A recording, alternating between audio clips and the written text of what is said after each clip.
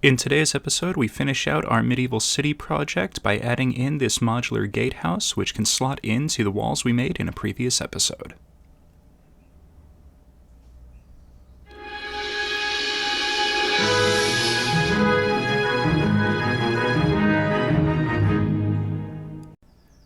So for our craft today, we're going to be using a few different materials, starting with some foam core that I got from the Dollar Tree, a few of these rectangular barbecue skewers, a couple of craft sticks. These are 1 inch. I also use some 3/4 inch wide ones. A few of these coffee stirrer sticks, and some of these, you might recognize them from a previous episode. We're going to end up using 4 of them for the main towers of the gatehouse. And speaking of the towers, let's go ahead and start with those today. So to start things off, I'm going to take a pair of these cans and using a binder clip just kind of hold them together.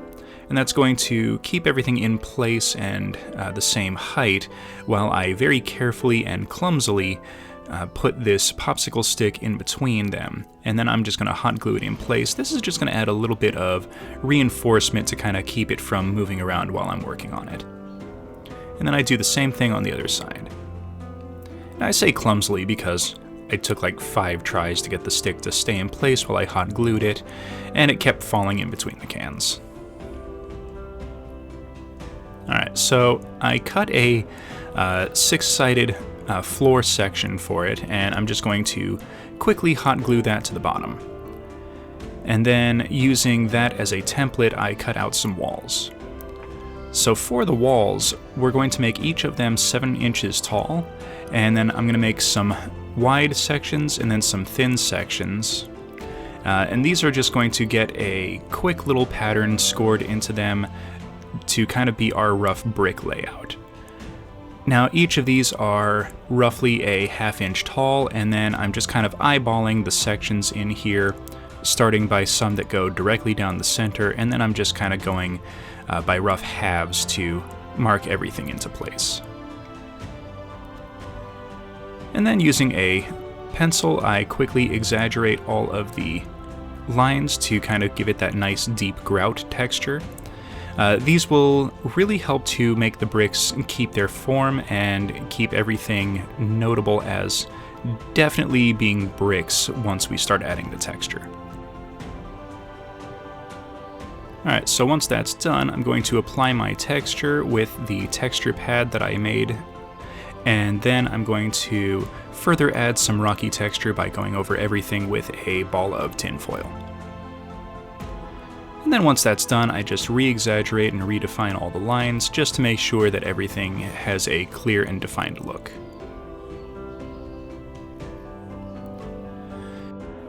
And off camera I made a few more. I've got 4 sections that are 4 inches wide and 8 sections that are 1 3/4 wide. Now to attach them, I'm just doing a simple line of hot glue down the center and across the bottom to attach it to the base. Now there's nothing really special about this. The only real kind of different thing that I'm doing is I'm making sure to leave a little bit of room in between each of the wall sections to add a strip of wood in the later steps. And that's just going to add some extra character and help to hide all the lines so that I don't have to do a whole bunch of extra work to mask all of the seams.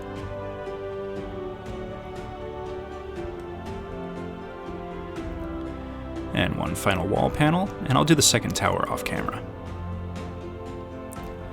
So now for our little guard post up on top of the towers, we're just going to do a simple repeating pattern of 1 long stick and then 2 short sticks, just to kind of give that impression of some laid in wood planking.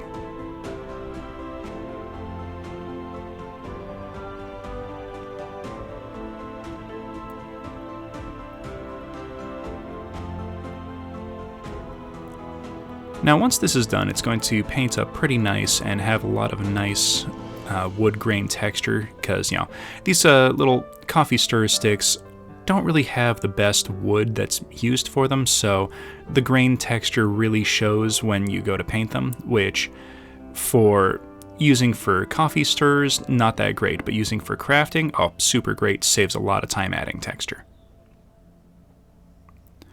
Alright, so now we're going to make some of the walls for the little guard post, and I cut up some of these chopsticks, and they are just going to kind of be same as the towers in a previous video, just a few wooden log sections that have kind of been stacked on top of each other and reinforced on the inside.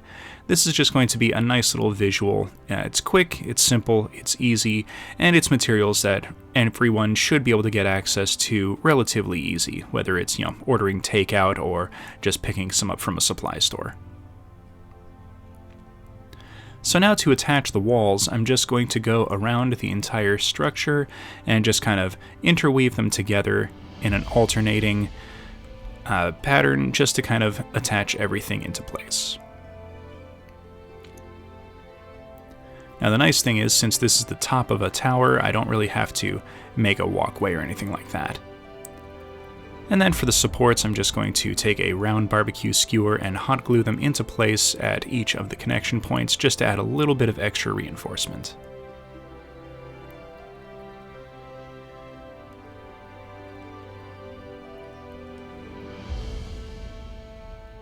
Alright, and there we go. Okay, so with that done, it's time to make the walkway in between the towers. Alright, so using the road that I made earlier in a different episode as a guide, we can see that it's going to have to span the entire road to make everything nice and even, and that's going to be about a 5-inch length. So that's what we're going to base our measurement off of for the walkway. Now, I took these craft sticks and measured them out already, so we're going to have a walkway that's going to be 5 inches long by 2 inches wide. Now, I'm cutting out 4 of these because I'm going to have 2 be on top and then 2 be visible from underneath.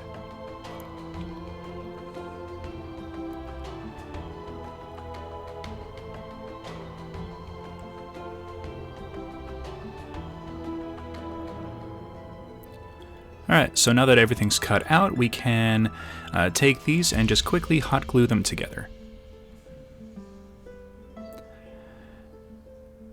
And then to reinforce everything, may as well take some time and put in the walkway right now, and it's the same as the guard post, just a quick, simple, repeating pattern.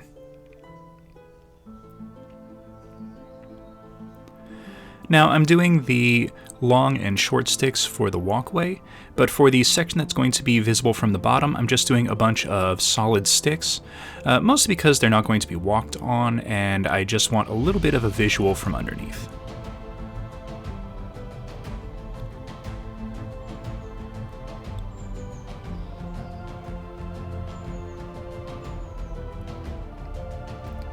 And once everything is glued in place, I'm going to trim the edges flush. So here we've got the top and the bottom sections, and we're going to add a little bit of space in between them just to kind of make it a little bit more believable that this is a raised walkway. I don't want something that's just, one stick thickness, just to kind of give it the impression of a little bit more reinforcement and heft. And this will also make it a little bit more durable as well. Now, I don't film it here on camera, but I am going to put a piece in the middle, just a little something to give a little bit more reinforcement and just kind of add some extra strength. And there we have it. Off camera, I will add a couple pieces to the ends just to kind of lock everything together. But that's our basic walkway.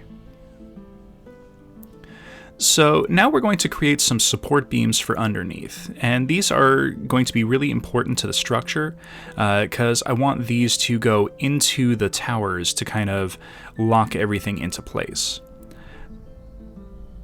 Now here I realized that after I marked everything down, I glued the first one into the wrong spot.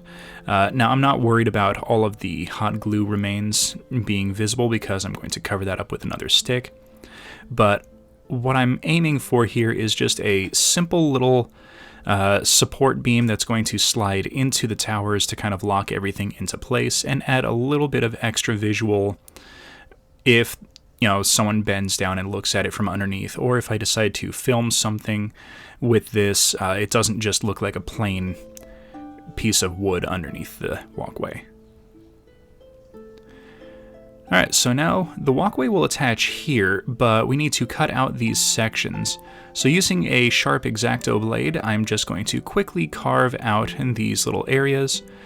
Now the foam comes out pretty easily, but the cardboard tubes also need to be trimmed into so that the sticks have a really solid attachment point once everything is done. So I'm being really careful about this because I don't want to damage the foam, but I am carving into the tubes just to kind of give a little slot for everything to slide into. And once I'm done cutting, I'll definitely be checking to make sure everything lines up correctly. At this point, it's not too late to fix anything if I make a mistake. Alright, so just to kind of give you an impression of what it's going to look like, here's a quick little test fit. So now we need to make the walls for our walkway, and I still want it to have that kind of nice log wooden look to it.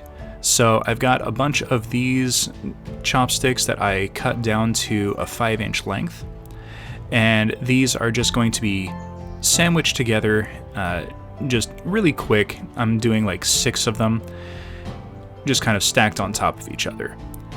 Now these are going to go all the way to the bottom of the walkway, so these are going to cover about half of a model standing on the walkway. It gives enough space to provide cover, but not so much that it hides the entire model. And speaking of giving cover, I made a few of these little kind of raised tabs to kind of give the impression of little places for things to hide behind and just to kind of give a little bit of extra visual for the walkway. Now, the ends of these are a little bit uneven, so I want it to be nice and flat so that we have a good surface for the walkway to glue onto the tower. So I'm taking a couple of coffee sticks and just gluing them to the ends. These won't really be visible once the thing is finished, but they will give a nice, solid, flat surface to glue onto once we attach everything to the towers. And then attaching it to the walkway is pretty straightforward, and I attach one more down to the bottom just to kind of give the impression that it kind of wraps around the walkway. Now taking a coffee stick, I split it straight down the middle, and this is going to be just a few little thin strips that I'm going to use for a little bit of accent trim, just to kind of give the impression that the wooden logs have kind of been strapped together with some wooden ties. Now, looking back after I made this, I definitely could have used some aluminum tape, but I like how these came out. They definitely had a much nicer visual to them once they were done.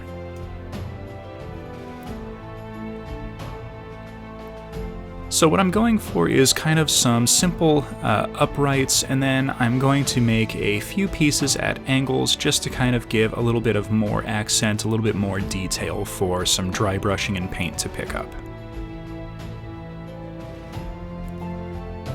While I don't mind the towers being pretty plain when it comes to the wooden logs, this is something that, you know, NPCs would be walking past all day, every day, and I really kind of wanted to convey that these are more reinforced than the tops of the towers.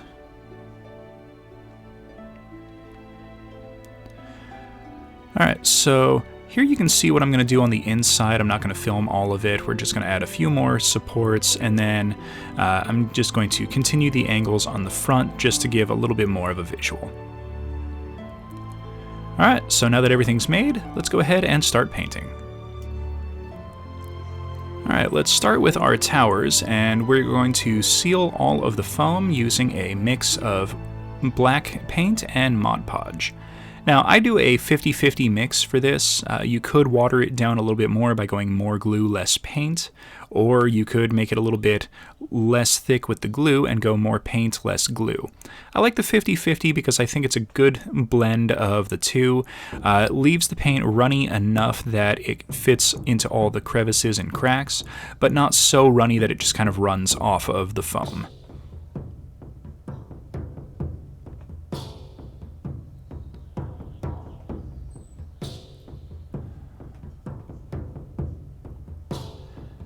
Alright, next we're going to use some Artist Loft Gray, and I'm just going to do a pretty heavy overbrush over the entirety of the towers.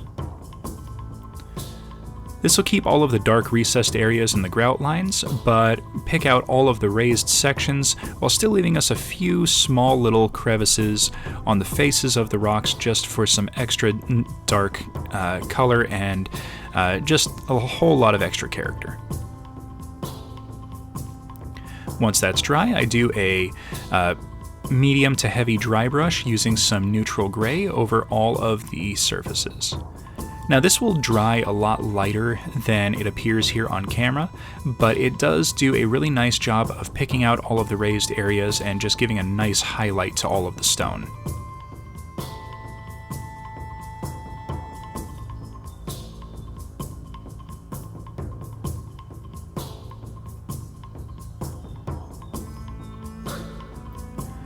And once that's dried, I grabbed some warm gray from Master's Touch and did a downward facing dry brush, just picking out a few raised areas to kind of soften the harshness of the neutral gray and just kind of give everything a little bit of a warm appearance.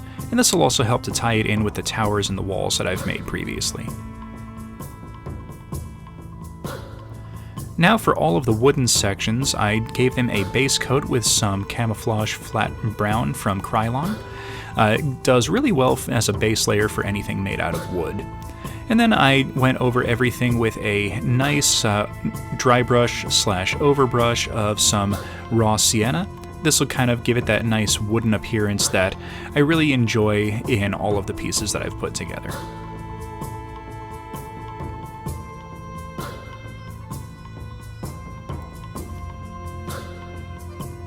And if there's any areas that kind of get missed in this, it just kind of can be explained as shadowed areas on the piece. Once that's dry, I do a dry brushing of some warm gray, just to give that nice weathered appearance that I really enjoy in any kind of wood piece that's supposed to be outside. I will say getting the inside of these pieces is always a little interesting, but again, any areas that get missed can kind of be explained as, oh, well, these are shadows or areas that don't really get touched all that often. Alright, so now that everything is painted, let's go ahead and start assembling everything together.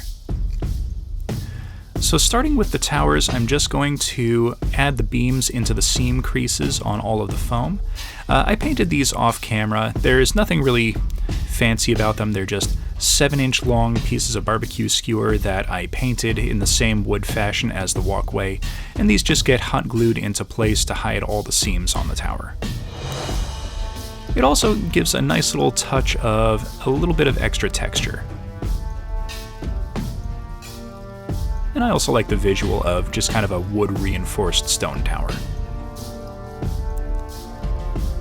Alright, so now we're going to attach the guard post on the top of the tower.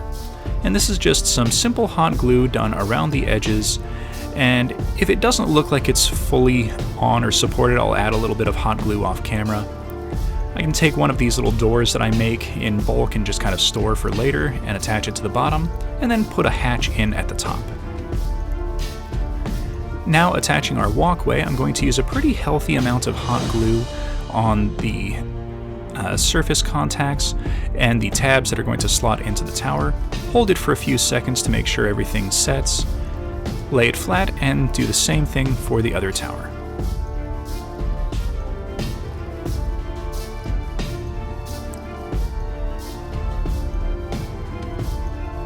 And now, the final touch, a couple of doors up on the walkway, just to add some accessibility for models. And here we go, the final episode of the project is finished. Alright, it has been many months since this project started, but here we are at the end. I really hope everyone enjoyed what I've put together here and enjoyed following along in the process. This gatehouse is the final piece in the Medieval City project. I might add a few things here or there, but those are going to be little supplement videos that I will keep everyone updated on as we go. It has been a ton of fun putting all this together, and I really hope everyone's looking forward to the next project series. So thank you everyone for watching. Please hit that like button, subscribe for future content, comment in the comments section, and we'll see everyone next episode.